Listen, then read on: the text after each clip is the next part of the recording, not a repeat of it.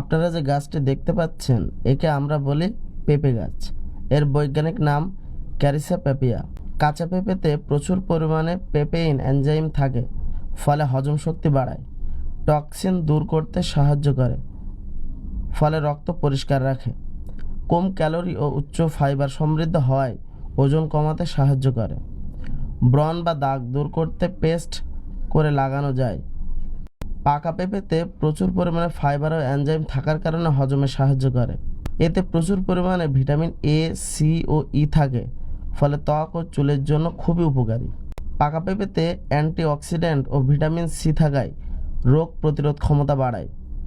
Vitamin A চোখের জন্য খুব উপকারী। পাকা পেঁপেতে ভিটামিন এ থাকায় এটি চোখের জন্য খুব উপকারী। পাকা পেঁপেতে ফাইবার, অ্যান্টিঅক্সিডেন্ট ও পটাশিয়াম থাকে বলে রক্তচাপ নিয়ন্ত্রণ রাখে। এর ফলে হৃৎপিণ্ড সুস্থ থাকে। আপনারা শুনলে অবাক হবেন, পেঁপের বীজেরও কিন্তু অনেক উপকারিতা আছে।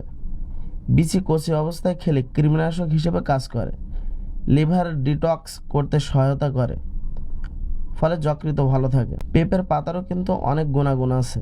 ডেঙ্গু রোগীর প্লেটলেট বাড়াতে সাহায্য করে, শরীর থেকে টক্সিন দূর করে, গ্যাস্ট্রিক, হজম সমস্যা ইত্যাদিতে উপকারী। ম্যালেরিয়া প্রতিকারও ব্যবহৃত হয়। রক্তে সুগারের মাত্রা নিয়ন্ত্রণ রাখতে সাহায্য করে। কিন্তু এর কিছু সতর্কতাও আছে।